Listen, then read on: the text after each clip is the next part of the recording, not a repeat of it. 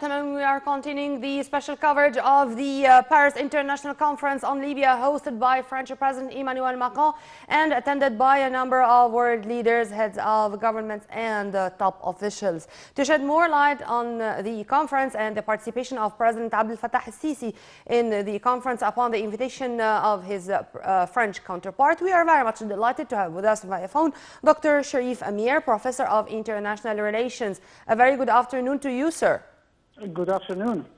Sir, a very important gathering, world powers coming from all over the world, just to speak about what's going on in Libya ahead of the elections due on December 24th. How do you see the timing, sir? Well, of course, this kind of meeting is the preparation for the ground of the landmark elections that will happen in December 24th. We all know that President Abdel Fattah al-Sisi prepared all this stability that we are seeing now in Libya, and I think that the meeting with his French counterpart, President Macron, is about how to find a solution for the existing the security problems there. We all know that Turkey has pushed its mercenaries on Libya. Turkey is trying to ruin all what we have done, but I think that the cooperation between Egypt and France, and Egypt and our partners in the other parts of the Mediterranean, in Europe, it's about how to fight terrorism, how to fight the illegal immigration, and the source is Libya. So the most important thing, we have done numerous gains there. We have managed to strengthen the Libyan National Army. President Sisi, when he drew the red line in Jafra and Sirte, it was a landmark step which gave the whole international community a sign that Egypt is capable of maintaining peace and stability. And then President Sisi hosted all the conferences of the national unity in Libya. We never sided with a part against the other. We never intervened in Libya's internal affairs, but we warned the international community that there has to be stability in this country and security. So I think what we're witnessing today is the third step, because the first step, it was strengthening the army, then and then there was the Prime Minister Dabeba who was named, and now there will be the third step, which is the elections.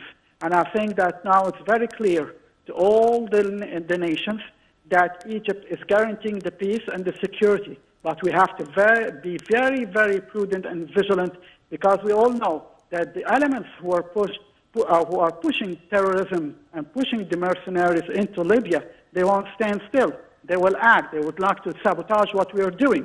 So that's why this meeting is crucial, because it will make things clear that France and Egypt working together, that President Sisi is still working around the clock to bring peace and stability in Libya.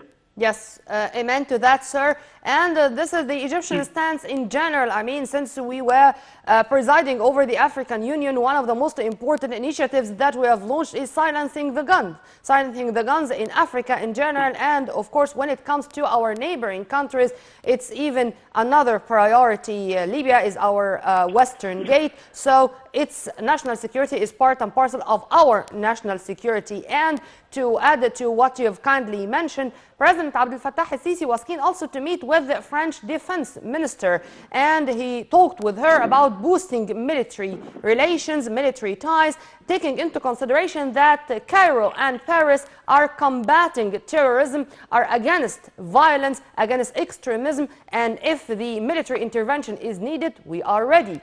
If you want to elaborate on that, sir.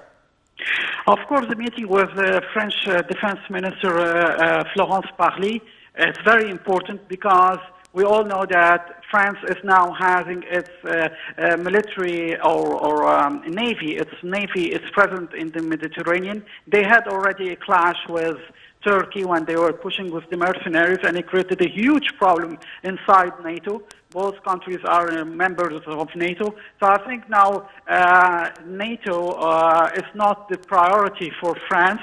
They know they have to find other reliable allies in the Mediterranean. And of course, Egypt is the reliable ally because we don't make any blackmail about the refugees. We never threatened about terrorism. We never destabilize the frontiers of Europe.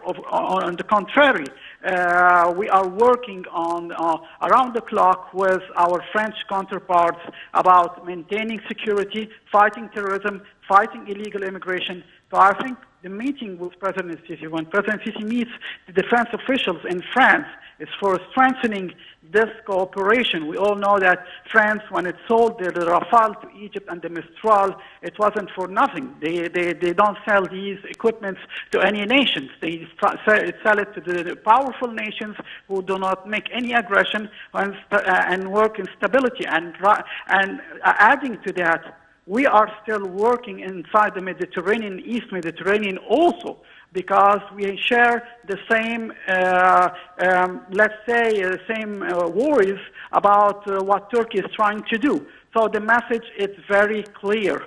And I was also happy to see President Nikos Anastasiades of Cyprus and the Greek Prime Minister, meaning that all these issues are going to be collected together on the agenda of talks, as you kindly mentioned, because we cannot separate the borders in the water, in the sea. And there are things which should be taken in a firm way to guarantee the safety and security of all nations. Dr. Sherif, I'd like also to speak a little bit, if you permit me, about the reconstruction process and about who should participate. With international relations, is it going only to be the world powers, or I can guarantee that also the IMF, for example, the World Bank, the Arab League, the African Union, all the bodies, all the international bodies are going to share, to participate, because when Libya is secured and safe, I think not only the neighboring country and also the north side of the Mediterranean is going also to enjoy security and safety. Well, let's make it clear, the first country who dared to step inside Libya for building this country again, it was Egypt. And we remember the visit of Prime Minister Mustafa Madbouli with head of Egyptian companies there, and we started inaugurating businesses there. We gave their message to the whole world, dare to go there. There is possibilities to rebuild this country. And we are, as President Abdel Fattah al-Sisi said it from the beginning, fighting terrorism is not only about arms, it's about ideology. So if you find jobs for the young people there, create possibilities of working and developing their own country, Europe will be battling terrorism and illegal immigration at the same time. And they are a win-win operation. So yes. I think we gave this message very clearly that the world has to work with Libya, and we are guaranteeing that. So I think that President Sisi will encourage also the IMF to encourage European nations to get involved in Libya's economy. It's not only about oil, no, it's also about creating jobs there. And the best guarantee is the Egyptian experience, what we did here, and we are ready to exchange experiences, we are ready to exchange expertise, and to fight terrorism with development and building. Well, Dr. Sherif Amir, Professor of International Relations, thank you very much for your input, sir. Have a very good evening.